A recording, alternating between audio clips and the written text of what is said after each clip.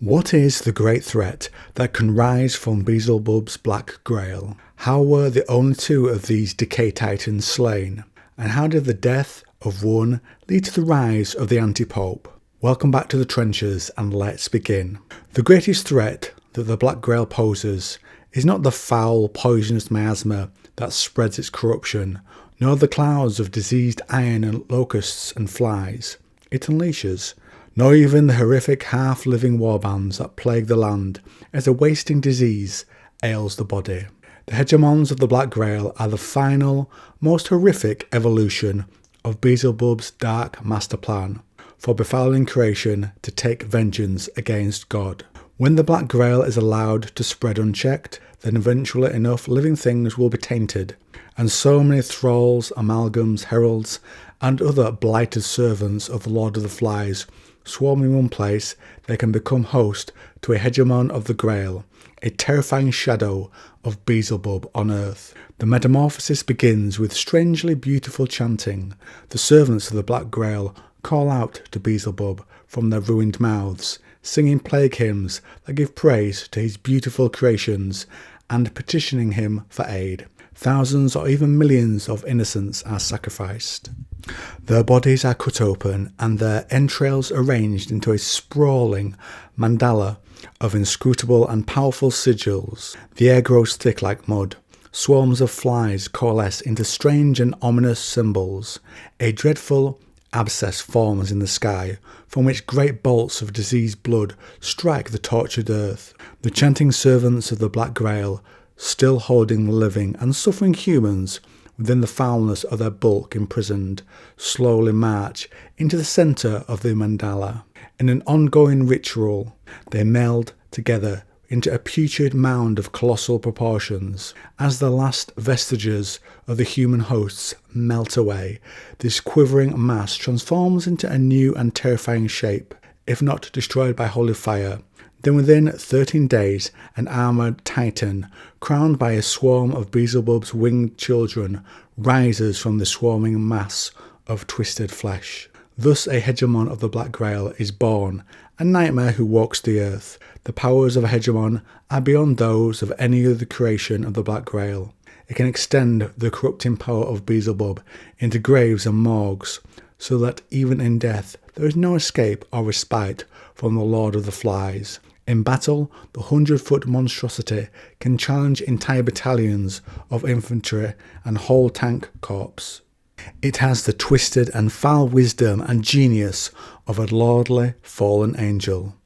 Thus far, only two Hegemons of the Black Grail have risen during the Great War. One was slain by Paladin Engelia, who tragically perished in the duel. Another was defeated by the living saint Joan of Arc during the Corpse War in the year 1429. The Church and the forces of New Antioch are determined never to let another Hegemon rise ever again. Next we follow up on the deaths of one of them using lore from the missionaries of the Black Grail. In the year of our Lord 1429, after 66 years of bitter warfare, the great Hegemon of Beezlebub, Yersinia Rex, was finally brought down by the combined forces of the Church, led by the living saint Joan of Arc. The final cataclysmic battle of Vilest saw the destruction of most of the forces of the Black Grail in mainland Europa, thus ending the Corpse Wars. Enraged by this defeat, the fury of Beezlebub knew no bounds.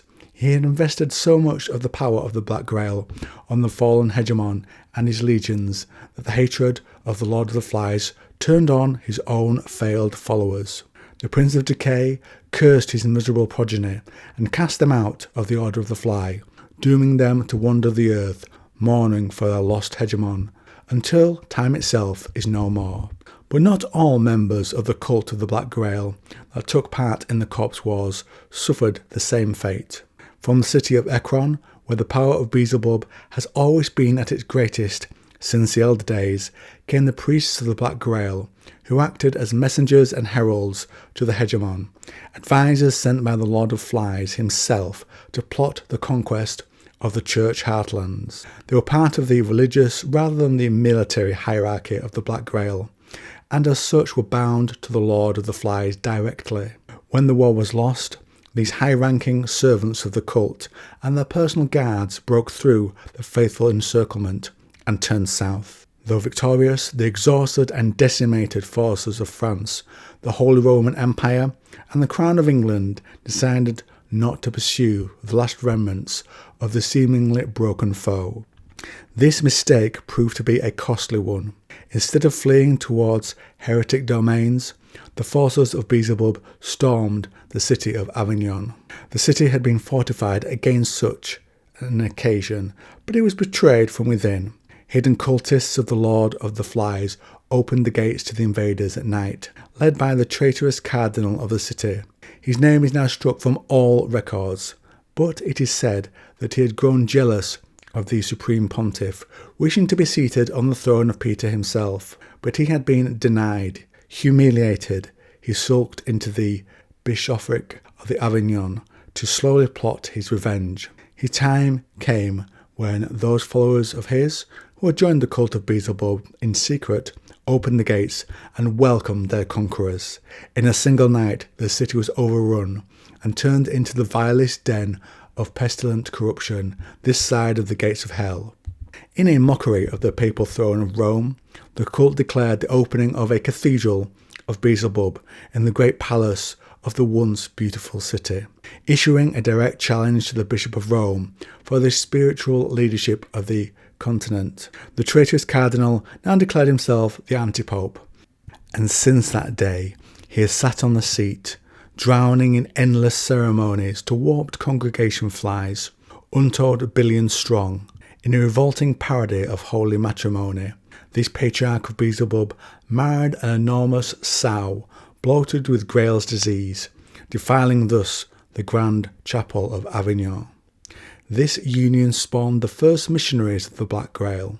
These creatures are a mix of unclean beasts and the high clergy of the cult, filled with missionary zeal to convert mortals to their cause with far greater autonomy and intellect than the soldiers of the Grail.